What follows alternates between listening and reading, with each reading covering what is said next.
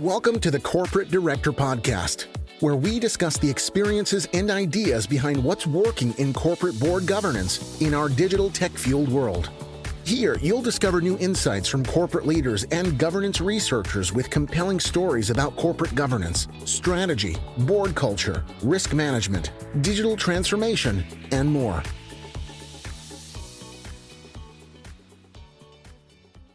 Hi, everybody, and welcome back to the Corporate Director Podcast, the voice of modern governance. My name is Dottie Schindlinger, Executive Director of the Diligent Institute, and I'm joined once again by my fantabulous co-host, Megan Day, Principal Solution Designer at Diligent. Megan, how are you today? I'm great, Dottie. I'm still reeling from our trip to Broadway this week where we got to see Oh, Mary. If you are not familiar with it as a show and like screwball comedy, campiness, and all sorts of things over the top, I recommend you check it out. And if you happen to be a U.S. history scholar and love the Lincoln era, this might not be for you.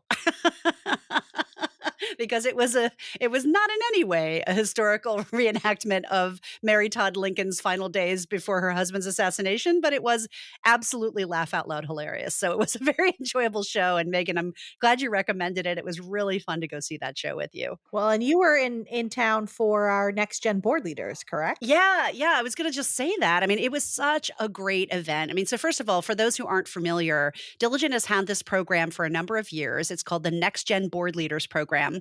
And despite what you might think because of the name, Next Gen Board Leaders are currently serving public company directors who are in their 30s, 40s, and early 50s.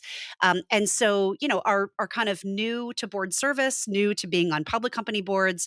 And we bring them together usually twice a year, once on the West Coast and once on the East Coast, and have conversations about some of the areas that they are concerned about. This year was just an absolutely terrific lineup. Lisa Edwards, who's our executive chair at the Diligent Institute, did a great job of curating some wonderful speakers. We had speakers from our partners at Wilson Sonsini. They were the sponsor of the event. So we had one of their practice attorneys come in and talk about best practices in board communication, how to make sure that you have retained legal privilege when that's needed and how you don't screw that up. That's really important. We had another attorney come in and talk about the capital markets, which was fabulous.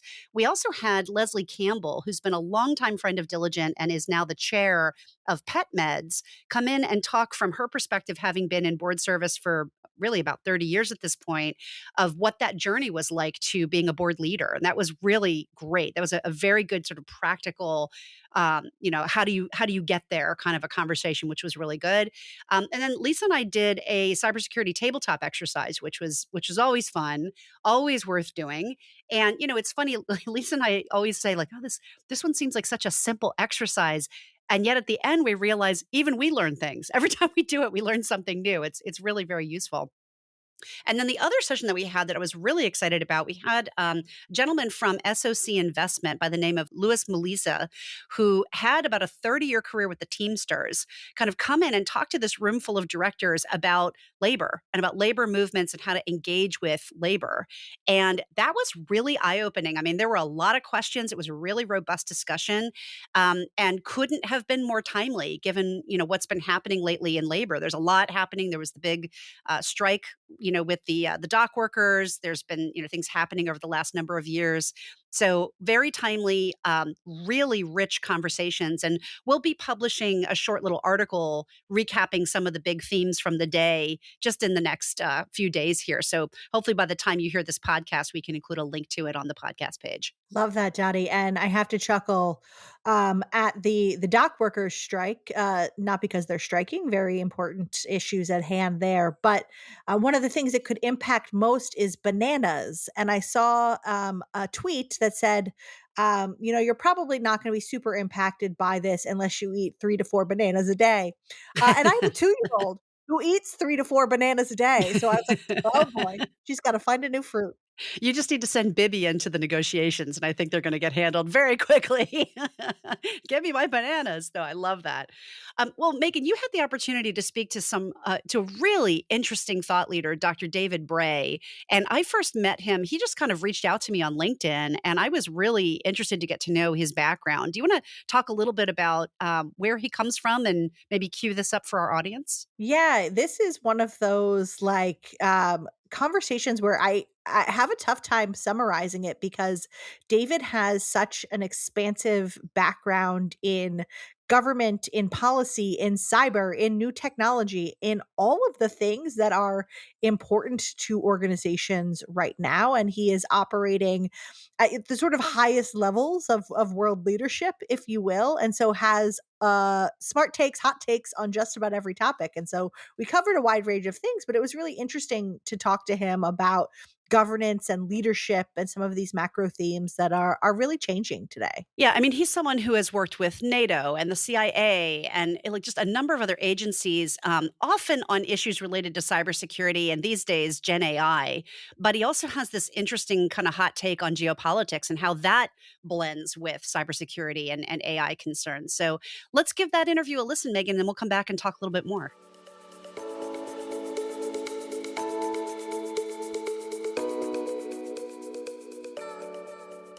Dr. David Bray is principal at Lead to Adapt Ventures and chair of the accelerator at Stimson Center. David, thank you so much for joining us today. Thank you, Megan. It's great to be here with you. David, I gave a very, very, very brief introduction of you, but let's start off by having you tell us a bit more about your background and your current work, why you're here today to talk to our audience of corporate board members. So I've been very fortunate in my career to be at the cusp of where technologies that were only available to the more exquisite parts of the US government, including intelligence community and defense, were becoming available commercially as well as available to individuals. It's everything from bioterrorism preparedness response, later work with satellites, then thinking about how we actually just use these technologies to uplift society. Time with Event Surf, countering disinformation, and actually trying to get ahead of making sense of what was more accurate versus inaccurate information online.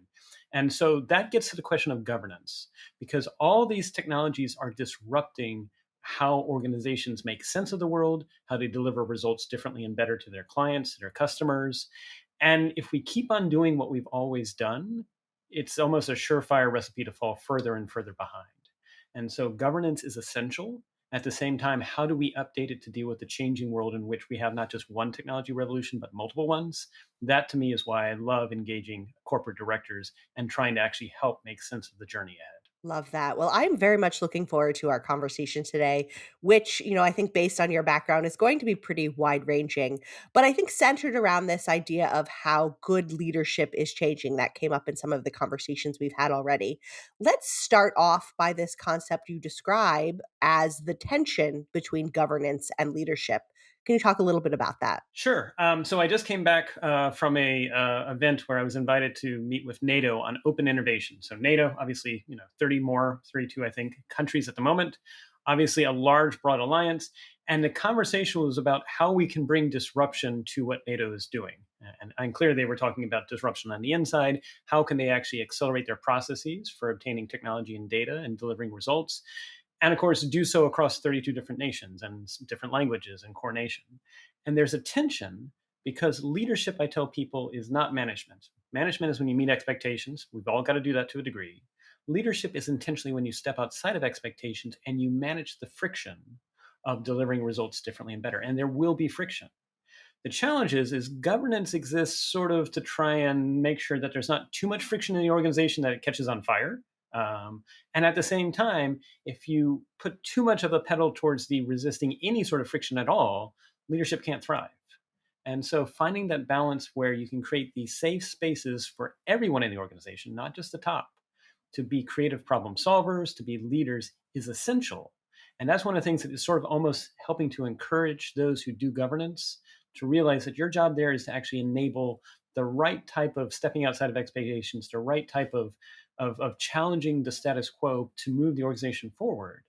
and at the same time do the due diligence necessary to do compliance and other activities to help the organization also move forward. You mentioned in some of your writing that the idea of a proportionate response to any crisis or issue is becoming more difficult.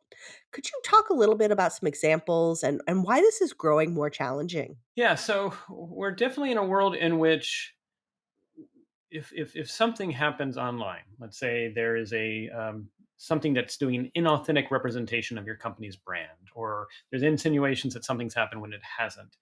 If that's the time when you're trying to figure out your response, it's almost too late because we know, unfortunately, that inaccuracies and less than truths can get halfway around the world while we're still getting our sneakers on to tell the truth. And so it's almost like organizations have to, one, figure out, assume that there will be a cyber bad day, assume there will be something that impacts our brand or there's inaccuracies out there, and then figure out what is our strategy to engage almost allies and colleagues out there. In some respects, especially in today's world where, unfortunately with generative AI, but also just with basic rudimentary bots or things like that, people can now manufacture inaccuracies using same technologies that were only available, say, to the Soviet Union back in the 80s. Now, 8 or 9 people can do the same thing. And so, companies, governments, organizations of all type almost need to sort of work out with their governance board what are things that might happen to us and what do we want to have almost as like a basic playbook, recognizing any specific crisis will be tailored. But if we don't plan for bad things to happen, they'll still happen regardless. And the challenge is then we'll be flat-footed responding to them. We talk a lot, particularly on this show, about organizations that get things wrong, but what are some companies you see handling these tensions well? What are they getting right? Recognize with the Simpsons here, I can't give specific shout outs or endorsements, but I can say the characteristics of the companies that are getting things right, they're empowering the edge. It's recognizing that, again, by the time you get things up to the hierarchy in some respects is at least one or two, if not three steps removed from what's really going on. And so empowering the edge, that's counter to how most MBAs as well as schools of public policy are teaching people. They're teaching managers to almost force views down. And I'm like, no, no, no. You want to actually be looking and scanning and actually amplifying views up. Two, most companies, what they're doing that when they get things right is they celebrate a diversity of perspectives. They're not forcing everyone in the company to think the same way because that creates a monoculture. And then three, the final thing is it's recognizing it's an ecosystem approach. I have seen, for example, people that try to bring transformation or change to an organization and they either try to do it from the top. Well, that's destined to not work out because the top will change over time. Or they try to create a single office. Well, that's also destined to not to work out because it absolves anyone else in the organization of playing a role. An ecosystem approach recognizes that it's everybody's job to shift from being problem observers and problem holders to being problem solvers within their scope and remit. And the other thing I say is you don't tell ants where to go or anything like that. You sprinkle sugar in the right places and chemicals in the others. The same thing is true. I mean, I often feel like I am motivated by where the right incentives are to do the right thing. So, within that ecosystem you talk about, what are the types of questions good leaders ask? I usually like to first, so when I parachute in any role, and I've done this multiple times, both in war zones such as Afghanistan, but also in organizations that were not doing great. First thing I like to do is just ask, how are things going?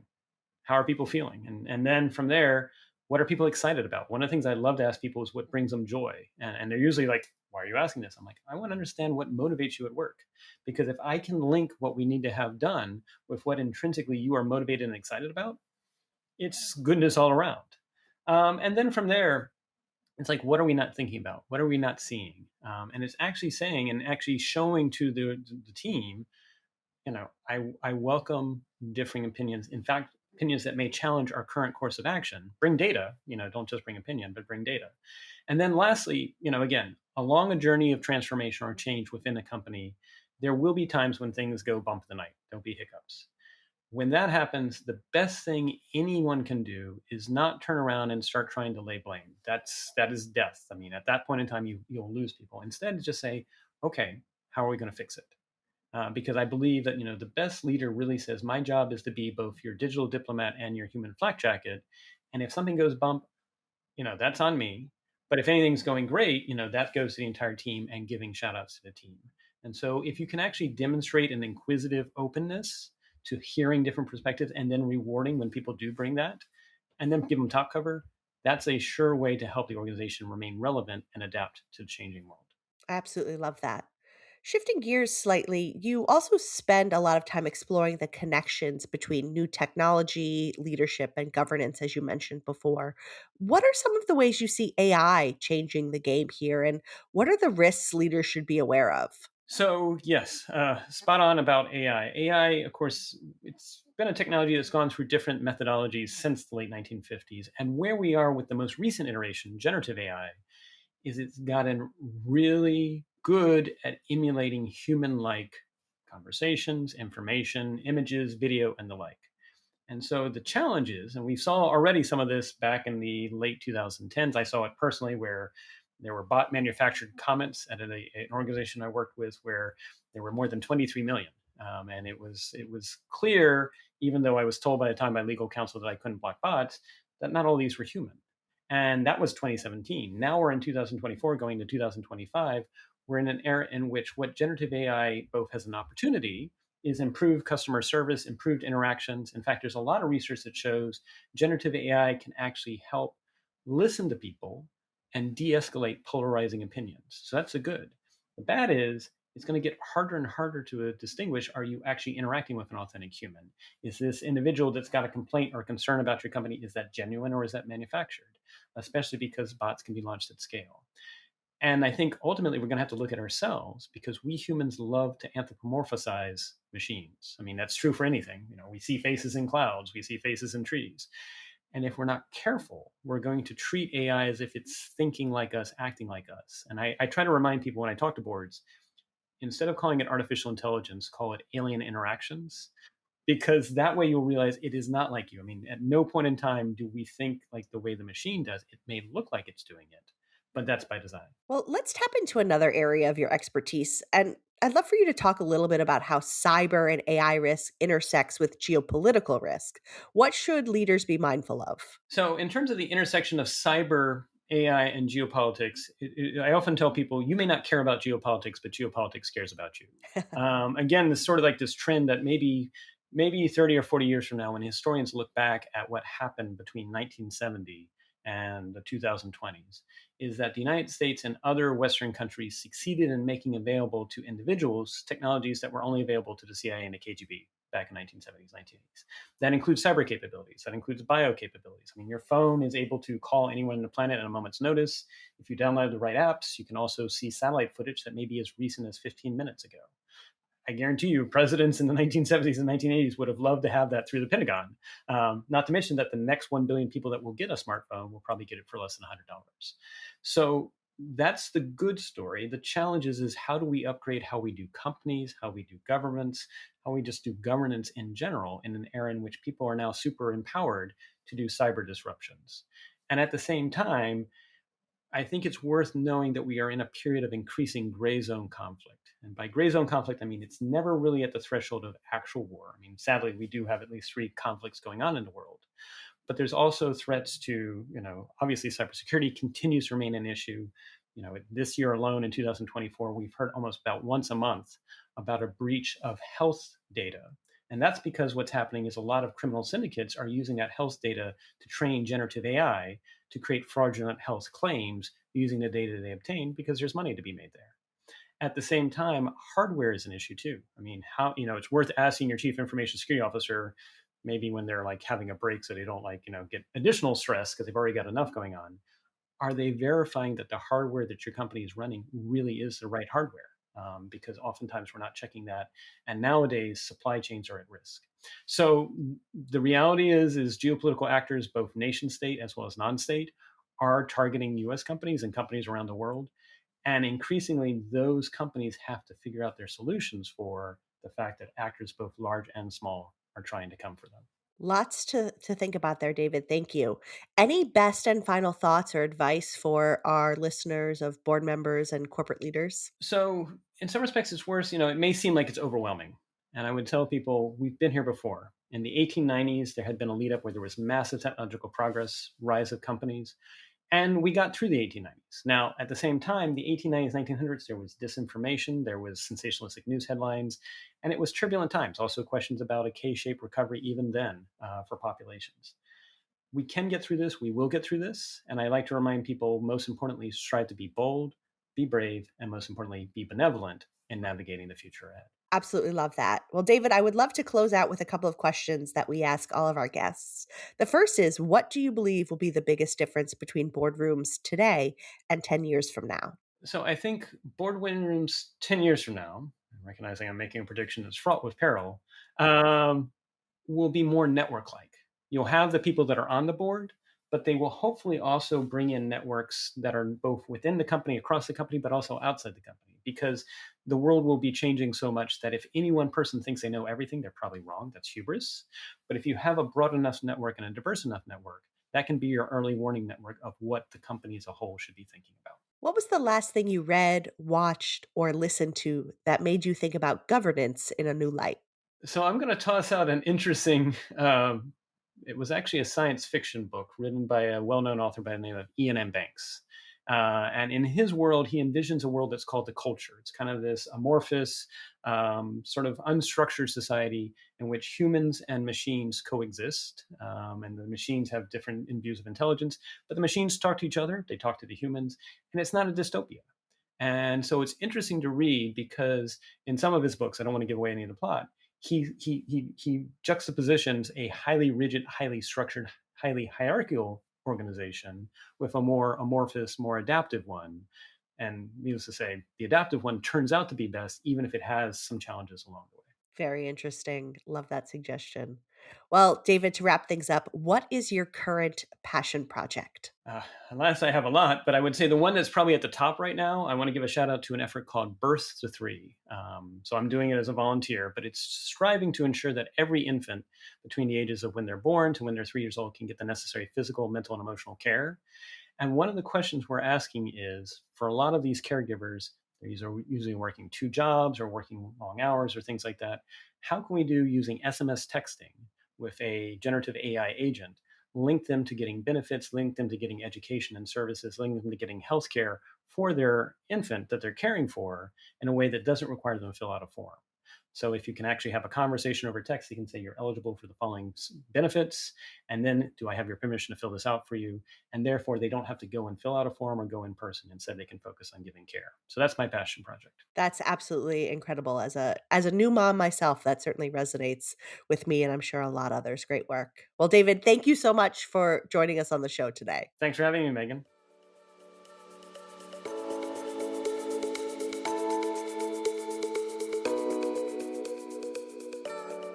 Megan, thank you so much for that interview. What an interesting conversation that was. Very wide ranging. Yeah, I already have David sort of earmarked for about 10 other things we could potentially have conversations with him about down the line. But lots of things resonated. Of course, as I mentioned in the interview, the things that he's working on from a technology and sort of AI perspective related to new mothers and maternal health and new baby health and making sure new moms have resources at their fingertips. Such an ingenious way of leveraging a technology and like leveraging AI that could actually do some good in the world. I also really appreciated the conversation about leadership, and some of the questions that he recommends good leaders ask, and just some of the things like, how are things going? How are people feeling? What motivates you and brings you joy? These are really, they sound so basic, but I bet they are questions leaders don't ask often enough. And it just really can lead to some interesting conversations and some innovation. And I thought that was such a great point. And I thought his point about when things go wrong, asking, so how are we going to fix it rather than, what went wrong, I think is really useful. And you're talking to someone who's probably been involved in every major crisis we've read about in the papers for the last 20 years. So that's a useful framing. Like, okay, this happened. How are we going to fix it? And then later you go back and do the postmortem about what went wrong.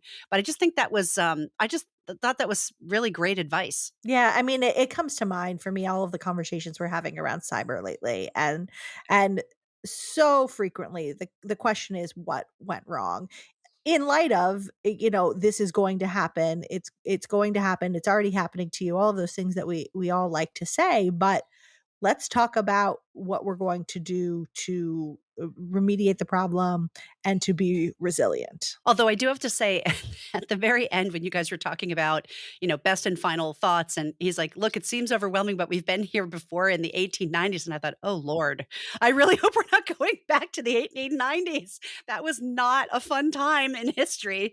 But he's right. I mean, some of us survived, I guess. There was some survival.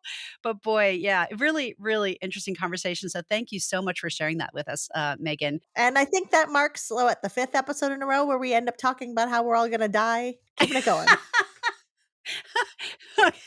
Well, we are getting closer to Halloween, so we're just trying to get scarier and scarier.